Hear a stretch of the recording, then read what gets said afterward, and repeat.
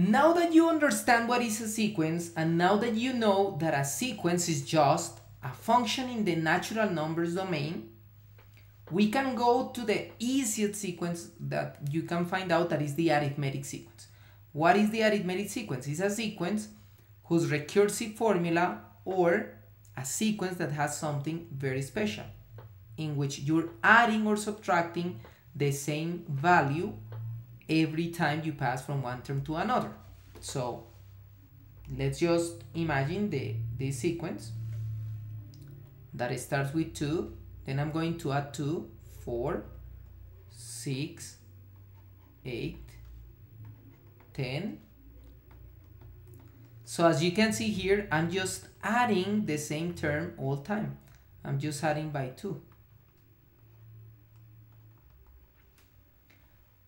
When I'm adding the same term or subtracting the same term, this is what we call an arithmetic sequence.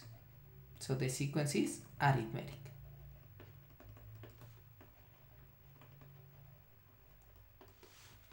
They call it arithmetic because we're adding or subtracting the same term every time. Now, this sequence has something special, that is obviously this term that we're adding, and this term we call it the common difference. The common difference.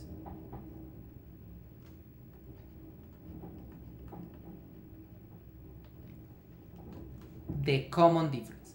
This is how we call it. The common difference. Why we call it the common difference? So it's simple. If you take two values in your sequence, you're gonna get the same result. So if I subtract the second term with the first term, I'm gonna get 2. If I take the fifth term and subtract the fourth term, I'm gonna get 2. This is what they call the common difference. We notate it as D. So in this case, D is 2. The common difference. So in this case, as is the common difference, we can find out that the recursive formula for an arithmetic sequence is just going to be that a sub n is a sub n minus 1, remember the term behind, plus my common difference.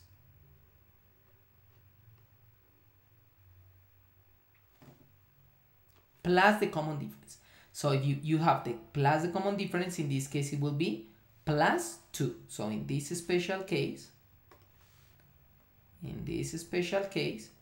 I'm just gonna have a sub n equals a sub n minus 1 plus 2. So the common difference is the term that you add here. If it's negative, so minus the common difference. And how do you get the end term of an arithmetic sequence? In this sequence, it's easier to get the end term.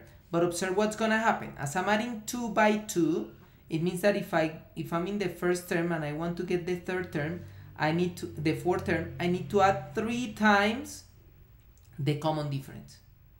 If I'm in the first term and I want to get the fifth term, I need to add 4 times the common difference.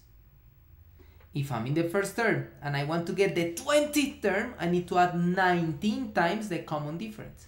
So it means that the end term of the sequence will be the first term of the sequence plus the common difference added as many times as I wanted the end term, but minus 1, because if it's the fourth term, I added 3. If it's the fifth term, I added 4. So on and so forth. So it means that I need to add it and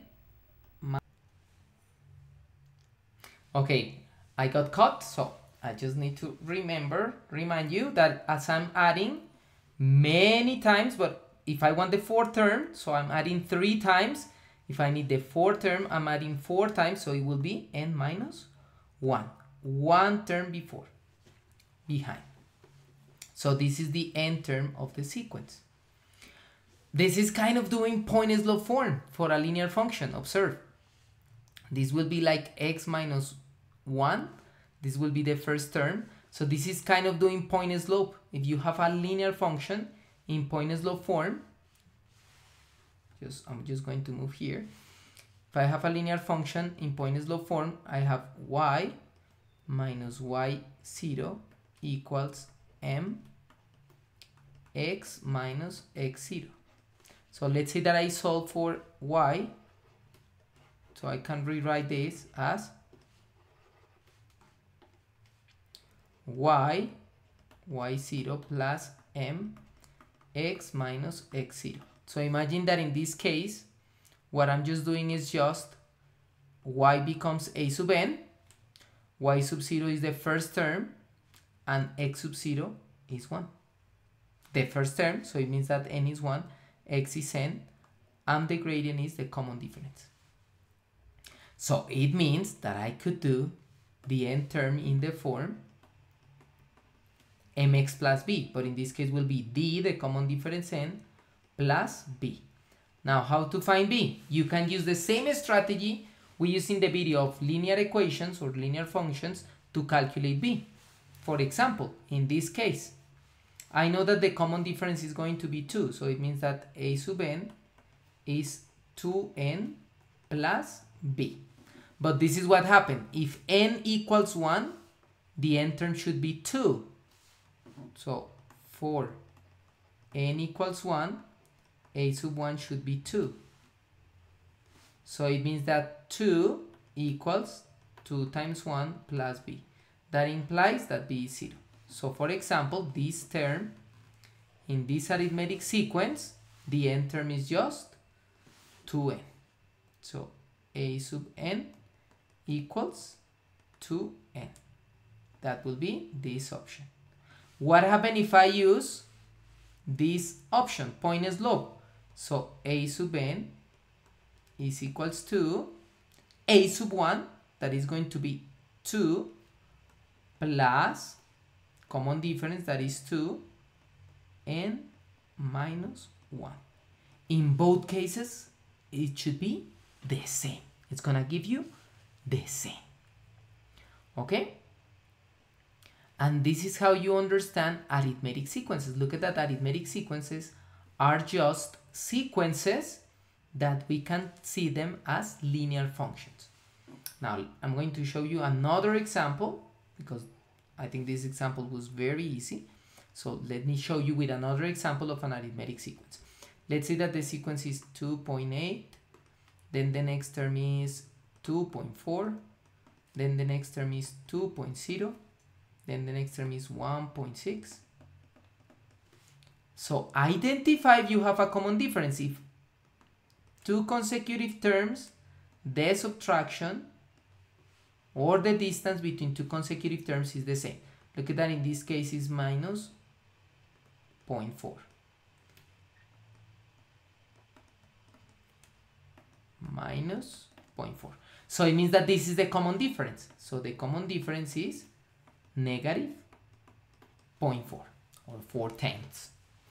Now, as I know that the common difference is 4/10, so I can just know that the n term of my sequence is negative 0.4d plus b using like a linear equations. But, sorry, it's not d, it's n. Is n. Now I can use the first term or any term to know what is b. So for example, in this case, I know that for n equals 1, a sub n should be 2.8. So if I apply this option, I'm just gonna get that 2.8 is equal to negative 0.4 plus b. Now I just need to solve for b, so I just need to add 2.8 plus 0.4 equals b. So this is gonna give me 3.2. So b is 3.2. That implies that the n term of this arithmetic sequence is negative 0.4n plus 3.2. And if you want to put it in point slope form, I'm gonna do it here on this side. You can use the formula of the n term using point slope form. That is a sub n equals a sub 1, but what is a sub 1? 2.8. So 2.8 plus the common difference. The common difference is negative 0.4, so instead of plus I'm going to put minus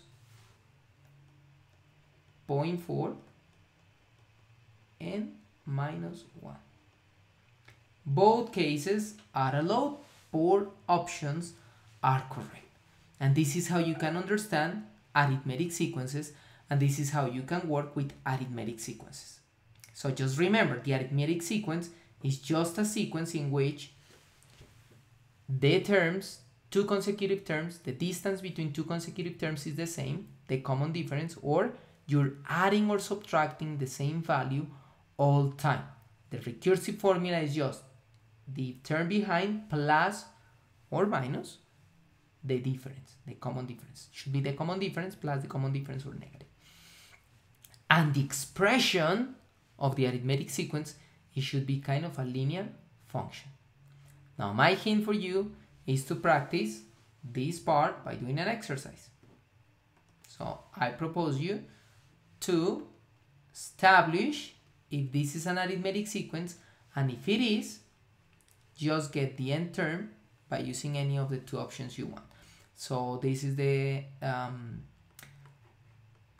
let's say that the term is 1/2.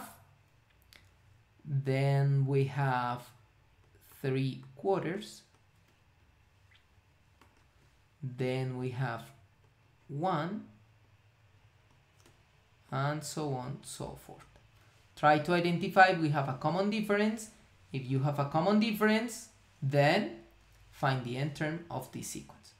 And that's it for today. I hope that you enjoyed this video, and see you soon. Bye bye. I'm waiting for your comments about this exercise.